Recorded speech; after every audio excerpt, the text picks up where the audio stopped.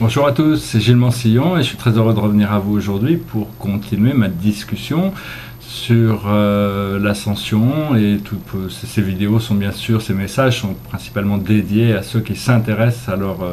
à ce procédé interne de réalité personnelle que nous sommes en train de développer ici sur Terre, car nous avons passé la porte du lion et donc nous avons reçu des nouvelles énergies, nous devenons plus conscients, plus sensibles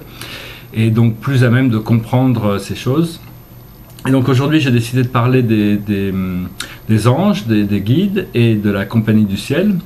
Bien sûr pour tous ceux qui ne croient pas en le fait qu'il puisse y avoir dans le monde invisible des présences intelligentes ou qui ne croient pas en une force suprême de création, bon c'est parfaitement acceptable, mais bon ces messages ne sont pas vraiment faits pour vous si vous ne pouvez pas, ou alors c'est juste comme ça en tant qu'imagination, donc c'est acceptable aussi. Alors qu'en réalité, quand on a décidé de venir s'incarner sur Terre, quand on a choisi de prendre une forme physique, nous avons contracté, nous avons attiré, il y a certaines personnalités célestes, des anges et des spirites, des esprits, qui ont décidé, ils ont choisi de nous servir de guide, de nous accompagner pour protéger notre destinée, pour nous protéger par rapport à tout ce qui peut pas se passer dans le monde terrestre, mais bon, ils nous protègent seulement en fonction de ce qu'on leur avait demandé par rapport au plan d'évolution que nous avions choisi. Et donc la première chose il y a des gens qui savent, on sait peut-être pas forcément qu'on a déjà des guides, et donc c'est pas forcément évident, mais ou des anges gardiens ou des personnalités, mais si vous avez découvert ça, peut-être que vous avez déjà commencé à avoir une sensation, une sensibilité au fait ils ont la possibilité que ces êtres puissent être présents, ou vous avez peut-être déjà découvert un moyen déjà de communiquer avec eux. Et donc ce qui est important, c'est de savoir que le premier guide, la première fonction, c'est le cœur, c'est la voix du cœur, c'est la présence de la source, du créateur, qui est en nous et qui nous guide. C'est notre compas, c'est notre guide, mais nous avons aussi ces présences qui sont pas dans notre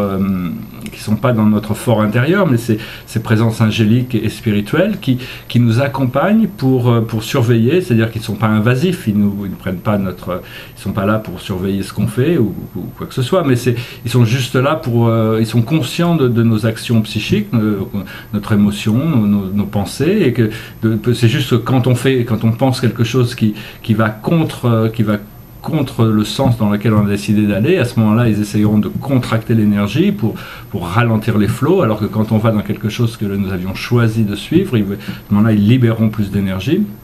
Et vos guides sont là présents pour vous actuellement, comme souvent, toujours d'ailleurs, et donc, mais ils n'ont pas vraiment de pouvoir de faire plus que ce que vous leur aviez demandé. Et donc si vous êtes décidé de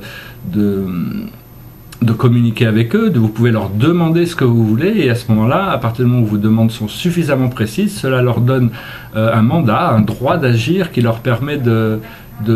faire beaucoup plus pour vous si vous le décidez.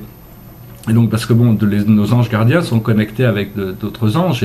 et en réalité il y a une énorme communauté céleste qui est là aussi, et donc cette communauté céleste, certains peuvent suivre, vous pouvez appeler n'importe quel archange, n'importe quel ange, ou maître ascensionné si vous le désirez. Ces personnalités célestes seront là pour vous. Et puis s'ils ne font pas partie directe de votre entourage immédiat de guides, à ce moment-là vos guides favoriseront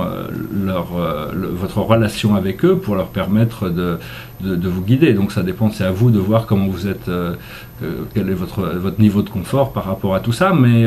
enfin c'est très important de se savoir guider, parce que on n'a pas toujours dans le monde physique, on n'a pas toutes les informations, alors que là-haut ils voient beaucoup plus clairement. Et donc c'est important de recevoir la guidance, mais aussi de pouvoir la suivre. C'est pas toujours évident de pouvoir, même si on est clair sur quelque chose, de pouvoir exécuter cette guidance, suivre la guidance de manière toujours parfaite. Certaines personnes y sont capables, d'autres, moi ça prend un peu plus de temps pour certains points. Mais donc, je voulais juste vous rappeler la présence de vos guides si vous les avez oubliés. Et si jamais vous avez besoin de quoi que ce soit, n'hésitez pas à leur demander un seul message télépathique. Et puis bon, aussi, c'est bien d'avoir beaucoup de gratitude. Enfin, moi, j'ai beaucoup de gratitude pour la présence de mes guides, leur travail pour moi. Et je sais que bon, ils ont toujours été là. Et quoi que vous fassiez, vos guides ne vous laisseront jamais tomber. Ils n'ont aucun jugement sur vous. Donc bon, ils essayent quand même de vous faire avancer, mais ils n'ont pas donc n'ayez aucune crainte à avoir par rapport à nos guides et votre ange gardien de toute manière est le contrôleur de tout ce qui se passe. Donc vous pouvez essayer de les appeler, savoir comment vous recevez, quelles sont les réponses que vous recevez, mais enfin de commencer à communiquer pour engager cette intelligence supérieure qui est présente dans l'invisible est quelque chose qui va devenir de plus en plus important pour se sentir confortable dans les nouvelles énergies. Voilà, je vous souhaite une excellente journée, je vous dis à bientôt, namasté.